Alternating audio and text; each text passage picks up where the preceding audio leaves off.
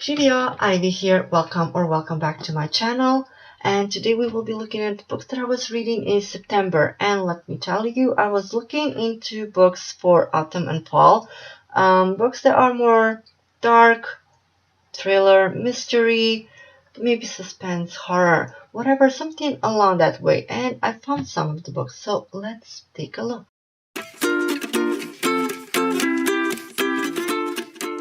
So the first book is In a Dark Wood. Now with this one I had a problem, not with the book, but in my local library. That's where I got the copy.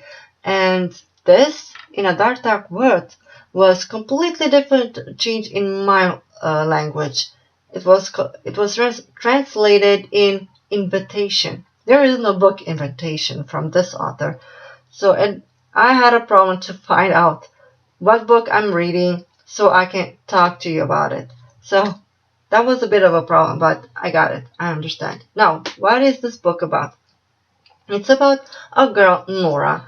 She is invited to a bachelor's party by her old best friend, Claire. She's getting married and she's invited. So Nora didn't hear about her best friend for 10 years and she doesn't know if she should go or not.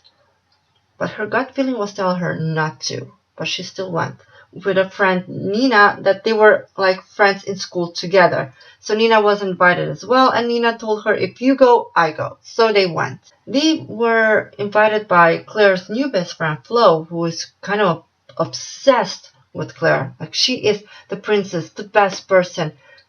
Yeah, that type of person she is.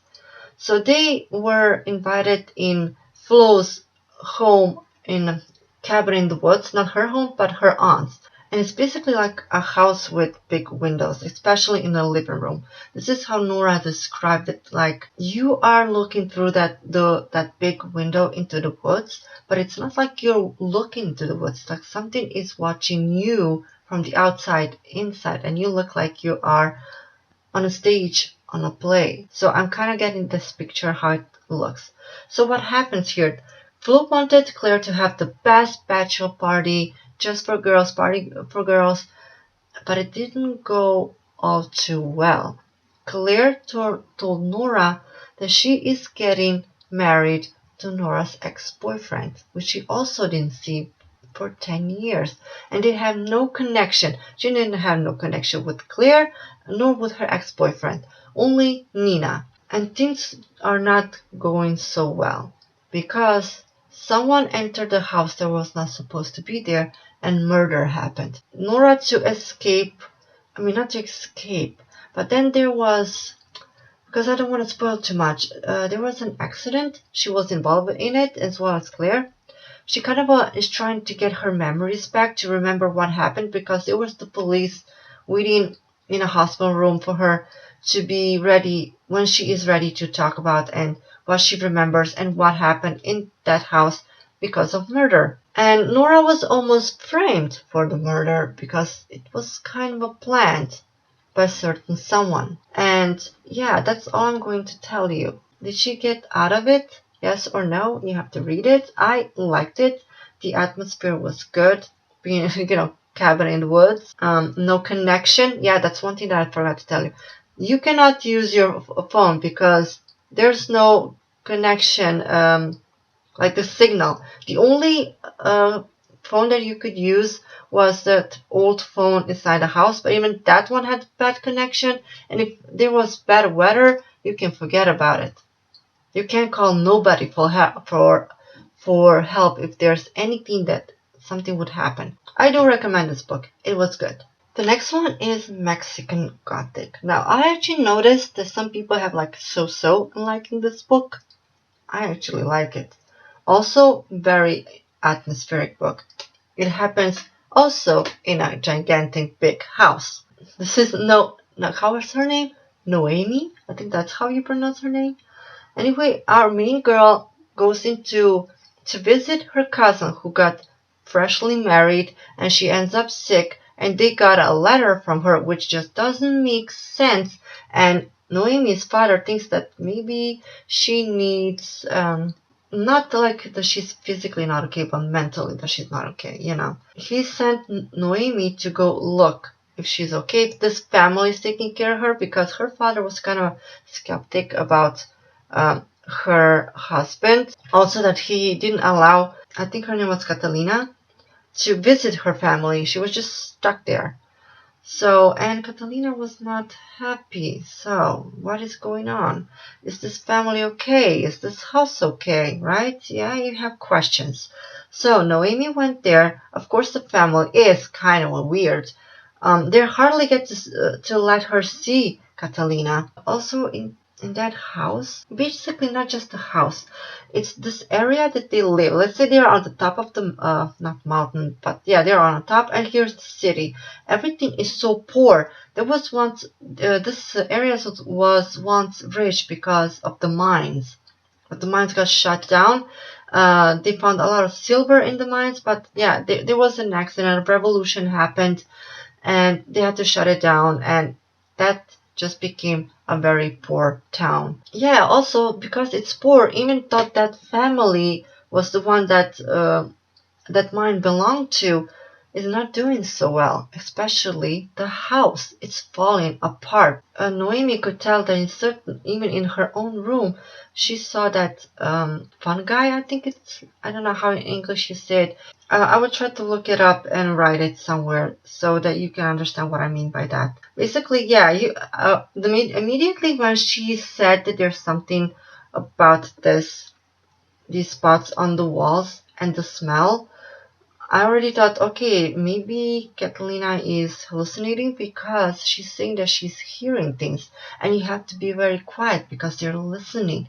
There are ghosts and all of that, which she is not wrong. But Noemi just can't get her cousin out, and only one of in this entire family. There's Virgil, Francis, Francis' mom, and the old dude. He is like the main boss of the house. So there were four of them. Only one, Francis, was kind of a normal to have a conversation. The others were just, I didn't like not even one of them. And the thing with this is, the longer you stay in this house, the more it will not let you leave. And that's exactly what happens. That's why Catalina can't leave. And Nora stayed far too long, and now she can't leave. And they have plans. As first they thought to have plans with Catalina, but now that Noemi came in, they have bigger plans for her. And you discover all this horror in the past, and now what they're trying to do to her is just, it makes me feel so uneasy. Now, some people have a really so type of feeling with this book, but I don't. I actually really enjoyed it. I really got into it, and yeah, there were characters. I don't know what happened. The lights just went out, and I had to do something else. But all in all, I wanted to say is that I really enjoyed this book. It was very good. The atmosphere was nice. The creepy house, weird ass family, surrounded by fungus and mushrooms that play a big part in this book. The sacrifices and what exactly is going on. It's good. If you haven't read it, I think you should. This one I got in my local library. I just was very fascinated by the cover, and I didn't know that this is the third book. Now, I don't know if they're connected or not, but it's all about this Inspector Erica that solves crime. So I didn't know that there were 3 books that she's in and you kind of follow her. But yeah, I got this one, and honestly, it's good. This is the first, I think, book that I was reading, like really detective work, figuring out a crime. So this one is about Erica trying to solve a crime that was closed off because they didn't find the killer. So 26 years passed, and they found the bones of a child, and they figured out that it belongs to Jessica, the one that they couldn't solve, and Erica wanted to be involved. She wants to solve this crime. First, they were all like not to, because they couldn't find. A lot of things happened. The one that they did, he was a pedophile. They thought he was the one who did it, who got rid of Jessica. But in the end, no, he got away free and he sued the police and got a lot of money. So that was not a good thing. So they kind of didn't want that to repeat itself. But Erica was she wanted to find out what happened. And okay, so this is the journey, and they have to go. She actually went to see the people that worked back then, 26 years ago, which was another female police officer, but she is done with the job. So they visit her, but behind Erica's back, this police officer, this woman, I think it was Amanda, she was actually trying to remember what she actually found and called someone who she used to work to bring her evidence so that she could kind of like help figure out, even though she was not supposed to actually get her hands on evidence. Amanda did figure certain things out. Erica was close, but not close enough. The thing is that the moment that it was in the media that they found the bones of Jessica, the killers also tried to figure out how to stop them, not to find out who they are, to mislead them. So they kind of hacked their phones to figure out the police, what the police are talking about, and their lead. So yeah, when they were getting like really close, since Amanda kind of figured out what could have happened, the one that was hacking their phones to spying on them, he started to kill one by one. He started to kill the police one by one. Erica was lucky. She could have been dead with them, but two of them were not so. In the end, they did figure out. Like I said, it was a good one. And also, the Hardeney Collin family, where Jessica is from, they're not so innocent. They were like mom and dad, which they are not together anymore. I think the dad has a new family. They have an older daughter. Then there was Jessica, and then their son Toby. It's not that they weren't grieving or, oh, they did it. They killed their own daughter and they didn't want to tell the family, the police. No. They had other secrets. And it was good. I'm really surprised. I don't know if those, like I said, I don't know if those three books are connected. I kind of hope not. But then again, maybe, because in this book it was mentioned that Erica was married and her husband passed away. Maybe that happened in the second book. Maybe. But yeah, I think if I ever get the feeling to read another kind of detective crime book, I think I might to get to look at those other two books. We'll see. But for now, I actually enjoy it. It was good. So, this is the last book of September, and it's The Lion Game. I like this author's work. It's pretty good, and this book is also pretty good. It's about four girls, best friends. They were going to school together. I think they were like 15, going to a private school in this place, but Kate is the one that lives there. The other three girls came from other cities to the school. Kate and Thea, they've been playing this Lion Game for a while, but then Isa and Fatima got introduced, and they were like together, and they were fine, and everything was going okay until it didn't. Basically, a little lie can be innocent, but also it can get you or someone else in trouble. These four girls lied and kept a very big secret for 17 years. What is that secret? Well, Kate's father died. How did he die? Only they know. But even those three girls were lied to by someone. Someone was protecting another person.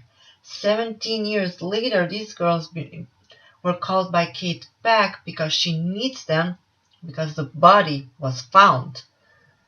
And now what are they going to do?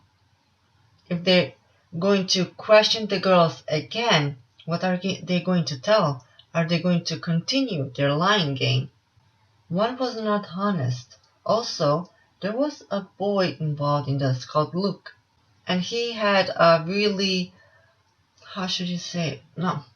He had a really bad childhood, especially with his mom. So Kate's father took him in, and I don't know if Kate and Luke are supposed to be like stepbrothers, if I remember right. But yeah, he was kind of involved in this as well, but not as much as the girls. So, will the truth come out? Or are the girls going to lie again? Well, I will let you find that out. I do suggest you to actually read this book. It's pretty good. The characters didn't annoy me that much, except for Thea. She was a little bit... I mean, the girl has problems, don't get me wrong. And fixing her problems, she went into drinking a lot of alcohol. There are certain times where she was kind of annoying. Feels like the rest of the girls kind of grew up, but Thea didn't, because her life didn't go so well and she went into alcohol and all that stuff. But the girls did solve the problem and the biggest lie that has been told to them. But I will let you find out what was happening in this. I do recommend. That would be all of the books I was reading in September. I know not much, but it's a good start. So, thank you so much for watching, and I hope to see you in my next video. Ciao!